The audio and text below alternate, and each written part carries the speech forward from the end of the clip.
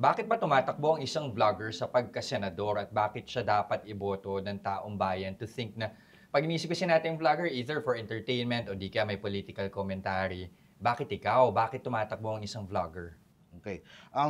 Kung bakit ako tumatakbo, nung pong 2022 ako po ay nakasama sa political campaign ni Isko Moreno at, na-enjoy ko yung process nung pangangampanya and, parang magandang gawin 'yan, parang magandang subukan 'yan. And, ako po sa 6 years na ako ay political vlogger, marami pong mga adbokasya, maraming mga changes sa sistema na gusto ko pong gawin na minsan po nafo-frustrate ako kasi pakiramdam ko walang nakikinig o walang umaaksyon. So, ako kaysa magreklamo ako, might as well subukan ko na ako na yung tumakbo, at the very least mas lalaki yung platform ko, mas maraming makikinig sa aking mga pinaglalaban and, who knows baka by some miracle, manalo pa tayo at maging senador.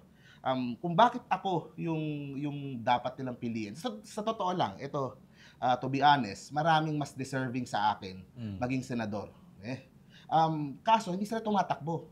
Takot kasi sila kasi yung sistema is too much rigged against them. Okay, gusto ko ipakita sa kanila na kahit ikaw ay wala masyadong makinarya o pera o hindi ka artista, puwede kang, tumakbo, puwede mong ilabas yung iyong mga ideas, yung iyong mga adbokasya, mas maraming makikinig at kung manalo man o matalo, you would be a richer or better person after the whole experience. Mhm. So, yun yung sa akin and sa tingin ko kung titignan niyo yung mga ilan sa mga katunggalin natin, baka baka mas ano, baka mas okey pa na ako yung manalong senador kaysa dun sa ilan sa mga nakasama kong tumatakbo at mga matataas sa survey ngayon.